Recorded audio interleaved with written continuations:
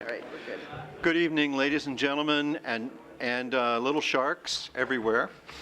I hope we have a camera shot of our visiting small sharks in the audience. There you go, right on cue. Welcome to this meeting of the Council of the Town of Oakville. I invite everybody to rise and join Council in the singing of O Canada.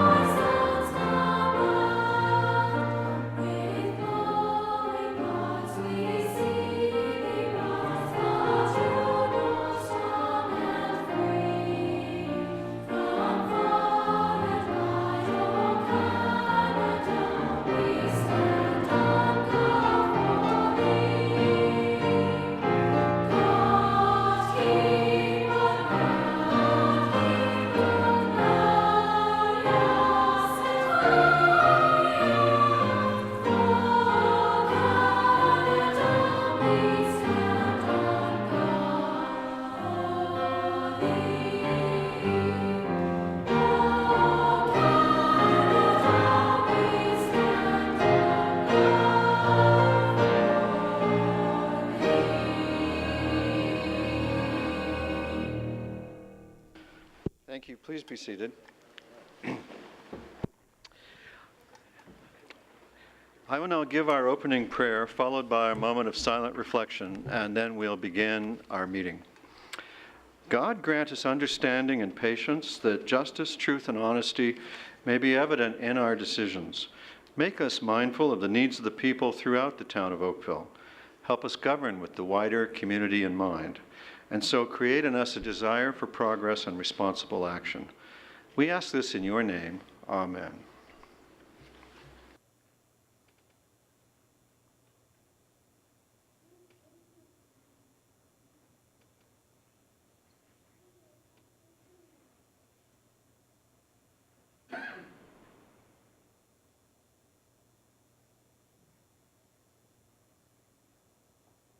Thank you, everyone. Madam Clerk, do we have regrets for this meeting? Yes, Mr. Mayor, we have regrets from Councillors Khan, Johnson, and Grant. Thank you. Council, do we have any declarations of pecuniary interest? Councillor Knoll? Your Worship, on item 3 of the Community Services agenda today, there's a report with respect to the grants from the Oakville Environment Fund, and the grant to Oak Park Neighborhood Center for the Fresh Food Initiative with Kerr Street Ministries. I'm going to ask that you take a separate vote on that. My wife is the Executive Director of Oak Park Neighborhood Center, and while none of the grant money went to salary line, I think in an abundance of caution, I am going to declare a conflict in that and would appreciate the opportunity to not vote on that matter. Thank you, Councillor Knoll. That's noted. All right, Council, you have your minutes of the previous Council meetings of November 21st and 28th. How do you wish to deal with your minutes? Councillor Duddick? Councillor Duddick moves approval of the minutes. I need a seconder. Councillor Demoff, thank you. All in favor? Opposed? That is carried. Yeah. Council, I'm pleased to tell you that the clerk and I are very happy that we've been able to identify February 21st as a date when we can all be present for the special council meeting that we decided we should have on the ward boundary review. And I know that you're all looking forward to that, and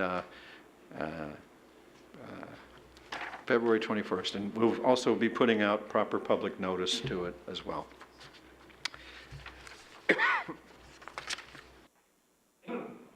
Excuse me. So we have no public presentations on this agenda, but you do have your standing committee reports before you. Community Services Committee from November 29th, the confidential report of the closed session of the Community Services Committee from November 29th, and the Administrative Services Committee from November 29th. Councillor Robinson? Your Worship, I'd just like to move approval of the Community Services meeting for November 29th. Thank you. And if there's a seconder, I would just have been asked to pass some comments along to council.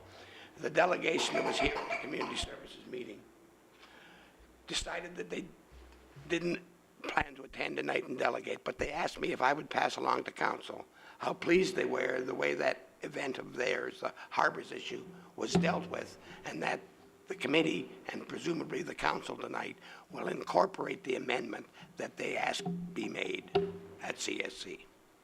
Well, thank you, Councillor Robinson. And Councillor Duddick is the seconder, and thank you to them as well. Discussion, separations? Councillor Knoll wants to separate item number 3. So we will separate that, and I'll call the vote on the rest of the report. All those in favor? Opposed? That carries. And now Councillor Knoll will sit out this vote on item number 3 from CSC, but also moved by Councillor Robinson and Councillor Duddick. All those in favor? Opposed? That carries. Now, the confidential report of the closed session of Community Services looks for a mover and a seconder. Councillor Demoff and Councillor Knoll, all in favor? Opposed? That's adopted. And Administrative Services from November 29th. Councillor Demoff. I would like to separate item 6 if I could, just so that I could speak to the shark fin issue, and I will move the report. You can speak to it without even separating it. Let me get a seconder for you.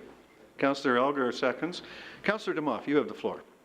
Thank you. I just, with all the fishies in the audience today, I just wanted to recognize a couple people who are here.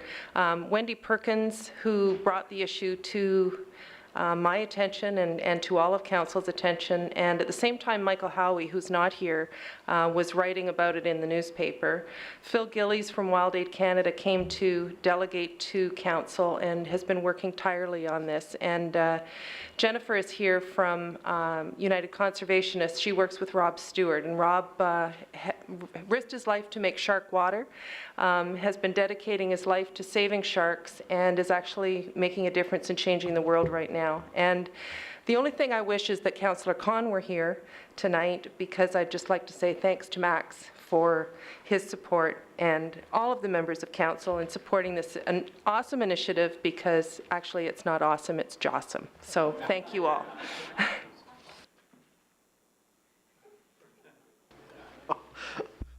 Okay, while we're still laughing, I'll call the vote on that. All in favor? Opposed? And the ASC committee report is adopted. Now, and thank you to the sharks in the audience for that. Now, Council, we need a mover and seconder resolve in the committee of the whole. Councillor Duddick, Councillor Lapworth, all in favor? Opposed? All right, we're resolved into committee of the whole. We have no consent items, but our first discussion item is a presentation from the Building Services Department. And if you'll give your attention to John Tudor, he promises to wise us up about building services. No promises.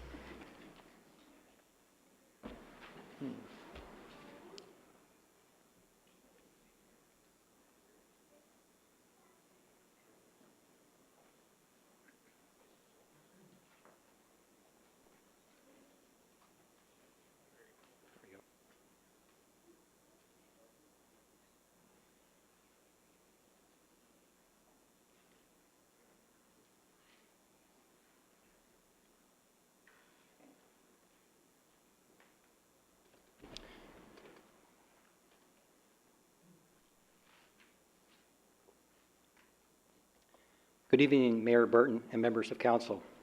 Thank you for the opportunity to provide you with an overview of building services. My name is John Tudor, and I'm the Director and Chief Building Official of Building Services.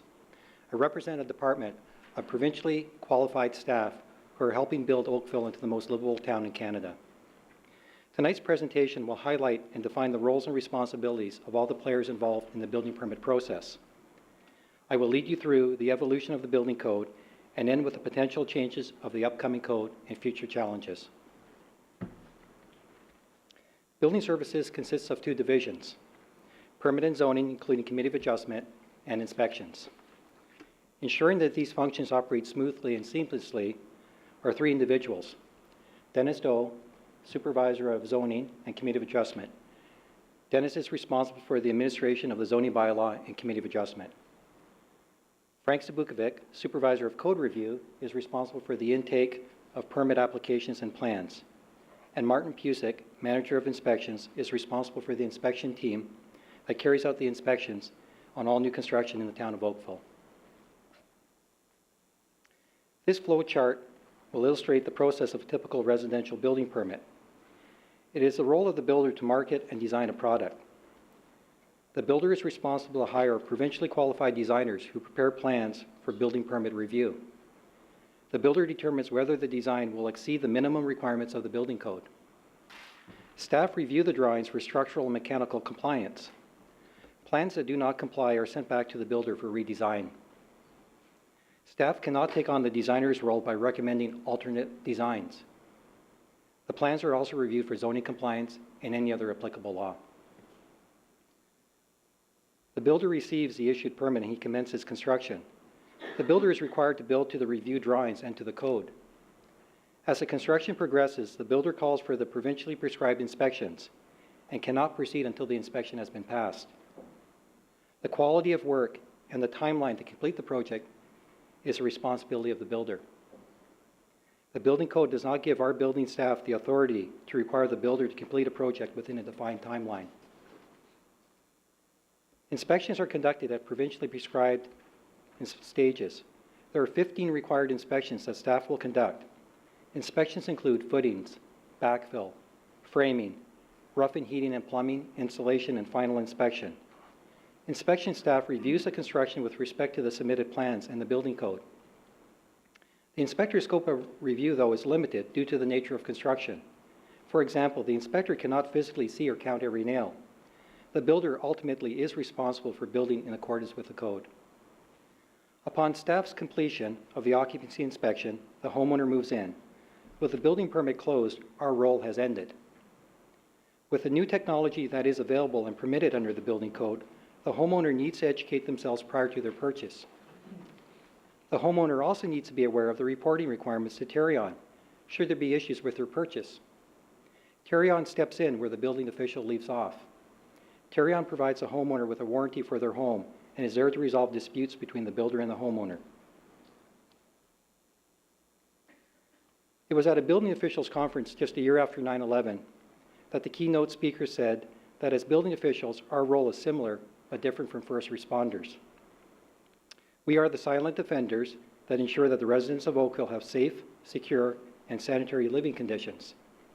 Through our work in the review of plans and inspections of buildings, we contribute to making Oakville the most livable town in Canada. As silent defenders, we ensure that there is safe access to exits. We ensure that fire separations are complete to prevent the spread of fire, allowing safe exiting from a building. We ensure the installation of sprinklers and fire alarms that provide early warning for occupants. We ensure that structures are structurally sound and safe. We ensure that occupants have access to safe drinking water. To ensure the safety of the drinking water, the region in 2008 passed a bylaw that required industrial and commercial uses to install backflow devices in their plumbing systems. Should there ever be a loss of water pressure out on the street, the backflow device prevents the water from within the building entering into the municipal water supply on the street. Since 2008, the town has issued over 860 backflow permits. And if that's not enough responsibility, we also get to look after grow ops. Now, just to be clear, it's only after the police has dismantled the operation, not before. Bill 128, passed in 2005, requires municipal inspections when a grow op has been identified by the police to the municipal clerk. In many cases, significant changes are made to the structural, electrical, and HVAC systems. Toxic mold may result from the excess moisture introduced into the building. Staff ensures that a building used as a former grow op is returned to a condition safe for human habitation. Helping to build the most livable town in Canada requires a great team of qualified staff. All code review staff is provincially qualified, and many establish and share best practices through participation in provincial and municipal committees. Bill 124 in 2005 required all building officials to become provincially qualified through examinations. This new requirement placed a significant burden on the town. The training budget allowed staff to take the necessary courses and write comprehensive exams to become provincially qualified. Staff participates in technical subcommittees whose members come from the GTA and beyond. Committees include structural, mechanical, architectural, plumbing, inspections, and zoning. Staff has participated on technical advisory committees. TAC reviews proposed code changes and presents recommendations to the Ministry of Housing for consideration. Staff is also part of working groups that developed recommended checklists and forums for use across the province. We take a collaborative approach in our work to ensure that Oakville is safe and sustainable. We work with a number of other town departments and outside agencies. Some of the departments that are part of our building review process include planning with our site plan and heritage processes. Currently, our zoning section is collaborating with planning on the in-zone project. We work with development engineering through the site alteration process, and we also work with the environmental policy department with respect to the air quality bylaw. Building a safe and sustainable town relies on having the required legislation. Our authority to do all the things that we do comes from the Ontario Building Code. In 1974, the Building Code was enacted that enabled the passing of regulations in 1975 of the first Ontario Building Code. The creation of a provincial code created uniform building standards across the province. The Building Code Act of 1974 established distinct roles and responsibilities. Council was given the responsibility for the enforcement of the Act, which includes appointing a chief building official and the necessary inspectors. The Act allowed Council to pass bylaws prescribing classes of permits, the payment of fees, and the requirement of drawings. My role as chief building official is to establish operational policies for the enforcement of the Act and the Building Code. As chief building official, I have statutory responsibilities. For example, I am mandated to issue a permit for the construction or demolition of a building if the application complies with all applicable law. Over the years, the code has evolved. What started as a code for health and safety has become much more. Listed are the code additions. Changes beyond health and safety over the years include, in 1983, improvements to energy efficiency as installation values increase. In 1986, a renovation section is added promoting the reuse and retention of existing building stock. In 1990, the plumbing code moves into the Ontario Building Code and water conservation measures are introduced. 1997, further water conservation measures are introduced, and in 2006, the objective-based code is added to what at that time was only a prescriptive-based code. As a result of all the changes, the code has become much more complex and has expanded significantly. This slide shows the original 1975 code and our current 2006 code. And what has changed over the years? The code has become more than just health and safety standards. It now focuses on accessible and sustainable development, energy and water conservation, enhanced standards and accessibility, renovation standards that promote the reuse and retention of buildings, an objective-based code, not just prescriptive. These changes that have been made to the code over the past 35 years follows a set format. Code additions follow an approximately 5-year cycle. The changes to the code is a result of government priorities, changes in technology and construction standards, proposals from stakeholders and the public. These proposed changes are evaluated using the criteria of stakeholder impact, including costs, effectiveness, workload and liability implications to the municipality, enforceability, and consistency with code objectives.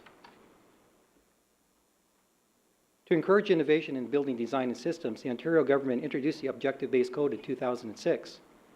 In addition to the prescriptive format, the code has provided an objective-based format that provides rationale for the technical provisions of the prescriptive-based code. We have, since 2006, received 14 applications for alternative solutions. We've accepted 9, with 3 currently under review. Many factors go into determining if the alternative solution will be accepted. As the chief building official, I not only need to be satisfied that the minimum health and safety requirements of the code have been achieved, but I must also consider liability. As Chief Building Official, it is my responsibility to protect the municipality from undue liability.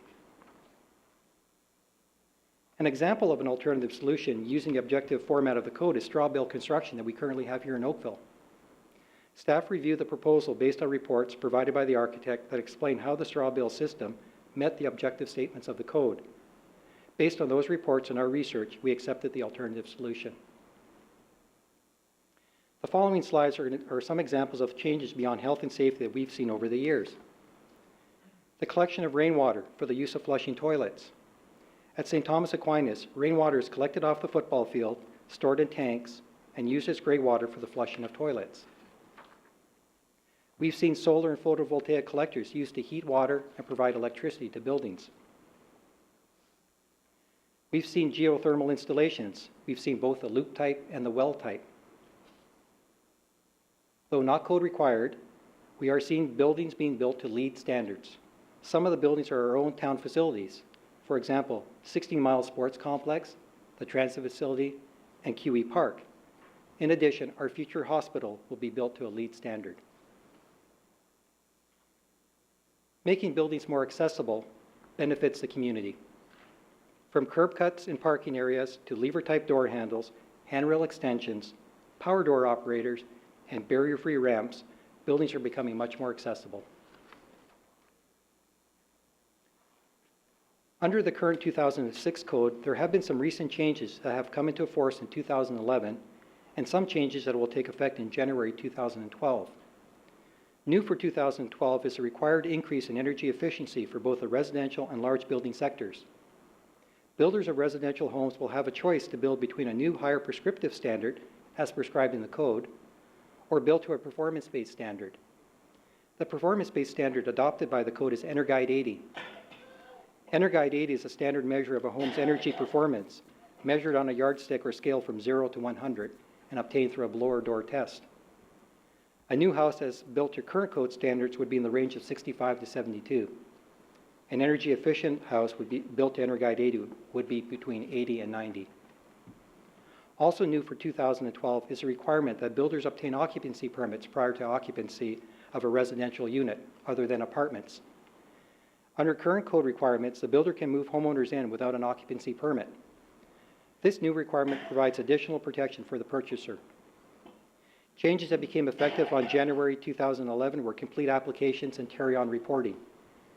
Effective January 2011, submitted applications must be reviewed within 2 days to determine if the application is complete. Also effective in 2011, municipalities are required to file monthly reports with carry-on warranty that list all new residential permits that were issued for that month. Carry-on is stepping up its enforcement of unregistered builders who are not licensed with carry-on.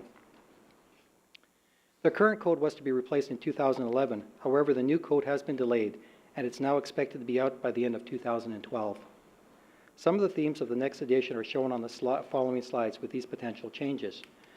Under the theme of greenhouse gas reduction is a potential change for mid-rise wood construction.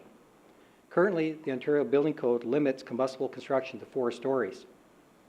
Consideration is being given to permitting 6 stories of combustible construction. This initiative supports and helps grow the forestry sector. Wood is a renewable material that captures and stores carbon for the life cycle of the building product. And by providing more design and cost options for developers, this proposed change may facilitate more mid-rise buildings, which provides more intensive uses within existing neighborhoods on a much smaller scale. There are proposed improvements for water efficiency of fixtures. Currently, toilets are limited to a maximum flow of 6 liters. There is a proposal to limit that to 4.8 liters. And there's also a proposed change for expanding the use of non-potable water. Weather patterns have changed, and we're faced with more severe weather. Proposed changes include requiring sewage backflow prevention devices in more circumstances, and hurricane clips for certain buildings. Under enhanced public health and safety, there is a proposal for hardwire smoke alarms to include battery backup. In addition, there is a potential change to enhance radon protection. In addition, the government is committed to harmonizing the technical requirements of the Model National Code where appropriate. These are just a few of the over 560 proposed changes that are being considered for the 2012 edition. The challenge that I see ahead is a rapid pace of technology. In order for staff to be prepared, a commitment to ongoing training is required. With council support, staff will be given opportunities for continued training to keep up with the building code. The challenge will be, is the training available when we need it? The building industry needs to be prepared and train their workforce to adapt to the new technologies. Is the industry prepared to properly educate and train their workforce? The Ministry of Housing will require the resources to provide timely approvals of the new technologies for adoption into the code. This will assist building officials in the enforcement of the building code. The review of building permit plans are subject to provincially mandated timeframes. As technology is introduced and the code is changed, plan review becomes much more complex and time-consuming. The ministry may need to consider changes to the current regulations regarding timelines on plan review. And with the rapid pace of technology, the consumer needs to become better educated. Staff is currently working on including in the town brochure a warning clause for new purchasers to do their own due diligence. In addition, with a website upgrade, there will be further opportunities to educate the public. This is the end of my presentation. As you've seen from the presentation, building services has a large impact in making the town of Oakville a safe, secure, and sustainable place to live or work. Staff are well qualified, customer focused, and delivering a service that helps build Oakville into the most livable town in Canada. Thank you. Thank you. You've attracted a few questions, and before I recognize Councillor Elgar, would you like to recognize your associates with you? I would. Frank Zabukovic, Supervisor of Code Review, Martin Pusick, Manager of Inspections, and Dennis Doe, Supervisor of Zoning and Committee of Adjustment. Good to see you. Councillor Elgar. Thank you very much for the presentation. I really appreciated it. Now, you got into timelines, though, and I'm concerned. It sounds to me like did I hear 2 days from when you receive something?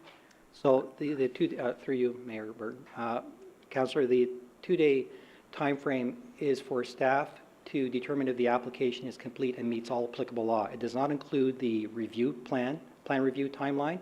However, once the 2 days is up, for example, a house is a 10-day review, mandated review in 10 days if it's a complete application. So if on day 2 we determine the application is complete, all applicable law has been met, we now have 8 days left to complete our review, to go through the structural review, the mechanical review, the whatever other reviews there may be. After you've done the review and you say go for it, for sometimes houses somehow it gets the foundations get poured on the wrong lots or partially the wrong lots. Whose responsibility is that to catch? Like, it's pretty hard to be out there when they're pouring the basements. I haven't heard of one of those yet in Oakville, Councillor, but it is the builder's responsibility to build in accordance to the drawings and to the building code. So staff will review the drawings based on the submitted survey plan, and assuming that it complies with the zoning requirements and the building code, the permit gets issued. If the builder then builds too close to the property line onto somebody else's property, it is the builder's responsibility. We would catch that through the request for an as-built survey plan. That's when we catch that. The one I was referring to is one happens to be in Ward 4, where they built the houses too close together, and then for the building code, we had to put metal roll downs, and it was an absolute gong show for about 2 years. So, but I'm just wondering, like, the responsibility is definitely on the builder for catching that. The plans that were reviewed and submitted complied with all requirements of the building code and the zoning bylaw. Sometimes, for whatever reason, out in the field of construction, things don't get built exactly as they were presented to town staff. And it is the builder's responsibility to ensure that they build to the plans. What can we do to ensure that the builders do build to the plans? Because once the house is built, the people are in the house, it's kind of hard to jack the house sideways. Since that time, Councillor, we have been asking for as-built survey plans once the foundation's in place. So in the past year, so 2 years ago, we were not asking for an as-built survey plan, so we are asking for that now. So in that case, we would have recognized that the house was closer than it should have been, and we could have dealt with it at a much earlier stage. Thank you. That sounds good. Going forward with the new building codes, it doesn't sound like we're getting a lot greener, though, like from what is out there in technology today. Is there anything that we can do to put a little more push on to make houses more passive as far as using energy or water? Other than, you know, everybody's insulating, but there's an awful lot more that can be done with regard to builders putting solar on roofs. Can we stipulate that going forward? We can't stipulate that builders have to do it, but technology is available and recognized by the building code, so it is, those options are available to builders, and I guess does the consumer want to pay for it? I mean, ultimately, the builders are selling a product, and if the consumer is not willing to pay the difference, it just doesn't get done. But certainly the building code has allowed for those technologies. They've allowed for non-potable water to be used in certain situations. There is a proposal to expand the use of non-potable water.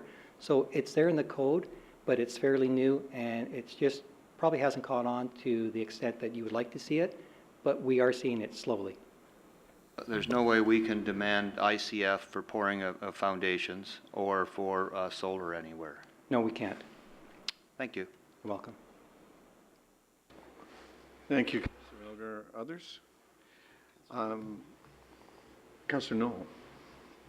Thank you, Worship. Thanks for the presentation. A couple quick questions. First of all, on the topic of things to come or regulations to come, is there any movement on residential sprinklers, or is that a dead issue in Ontario? I'm not aware of any plans of bringing that forward. I know it was an issue, but I haven't heard anything lately. Okay. What about changes requiring facilities for charging of electric vehicles as that technology becomes more and more accessible? Is that something that has been contemplated in the code? Through you, Mayor, the 2016 edition, might be now 2017, there is a proposal that I saw that for a dedicated electrical outlet in the garage. Okay. So they are thinking ahead, the government. That's great.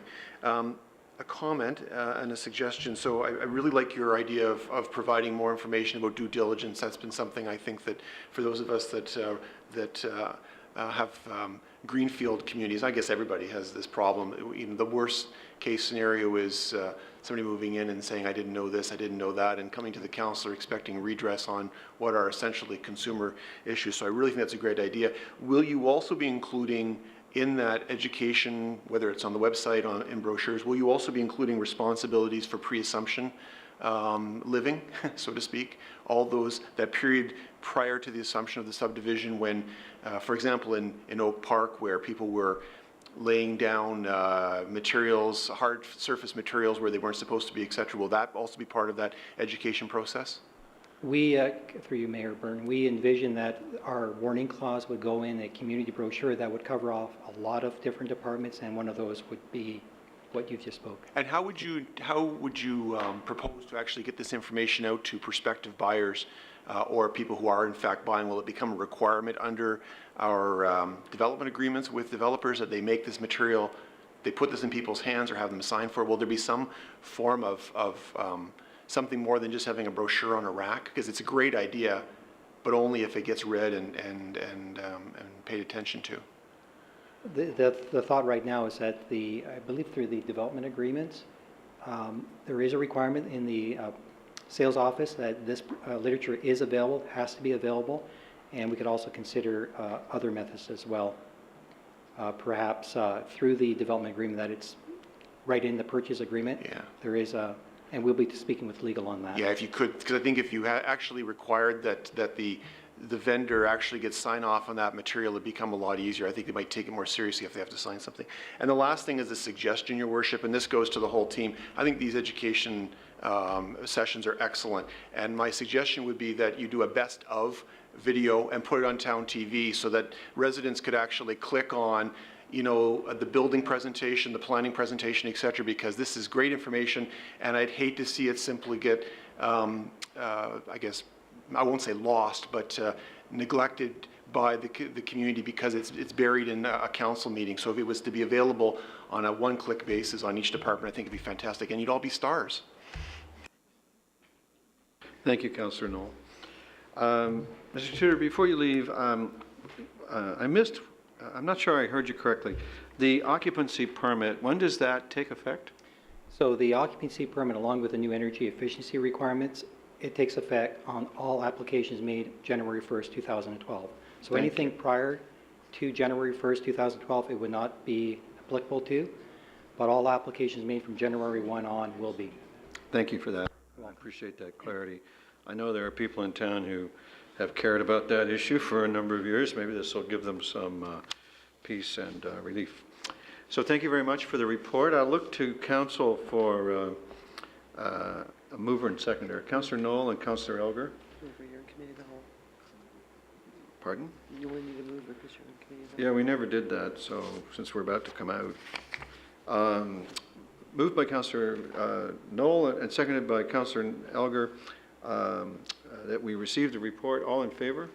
Opposed? That's carried. All right, Council, we have two confidential discussion items, and it's my hope that you could, that we could have a mover and seconder in public session for the first one, item C1. Councillor Adams? Councillor Knoll. All in favor? Opposed? That carries, and with a great deal of pleasure, I'd ask Lee Grant to rise, and I'll call you Chief now. And this is to announce that Council has appointed Lee Grant Director of Emergency Planning and Fire Services and Fire Chief, effective today. Congratulations.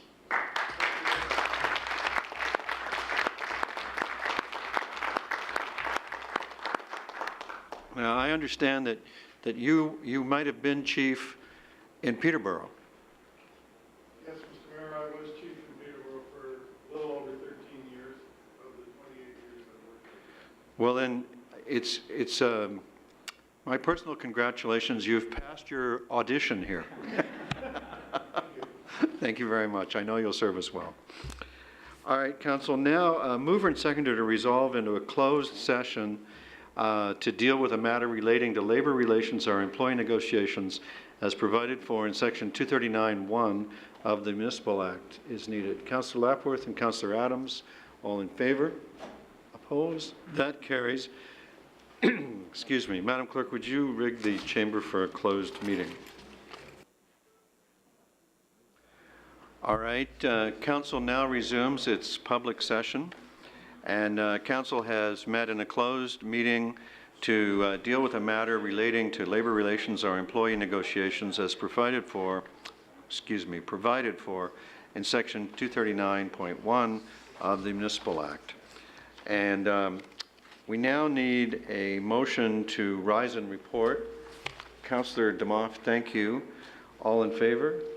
That carries. Honest it does. I rise and report that Council has met in Committee of the Whole and made decisions on discussion items 1, as noted, and confidential discussion items C1, which was to appoint a new fire chief, Mr. Lee Grant, whom we've congratulated again, and item C2, a labor relations item. I now need a mover and seconder for this report. Councillor Elgar and Councillor Lapworth, all in favor? Opposed? The report is adopted. Council, you have your information items, which have been circulated electronically, and your status of outstanding issues. Any new business? Thank you. Any regional reports or questions? Any requests for reports? Then perhaps a mover and seconder for consideration and reading of the bylaws. Councillor Demoff, thank you. Councillor Knoll, thank you. This would be for the following bylaws: 2011-130, we're amending the fence bylaw. 2011-137, a bylaw to amend bylaw 2008-156, and a number of others with respect to fees. Bylaw 2011-141, which is a bylaw to prohibit the possession, sale, trade, and distribution of shark fins or derivative products. And 2011-149, a bylaw to make appointments to the Board of Management for the Bronte Village Business Improvement Area. And 2011-150, a bylaw to confirm the proceedings of a meeting of council. All in favor? Opposed, if any. The bylaws are adopted. That completes our agenda. Thank you for your time and attention. We're adjourned.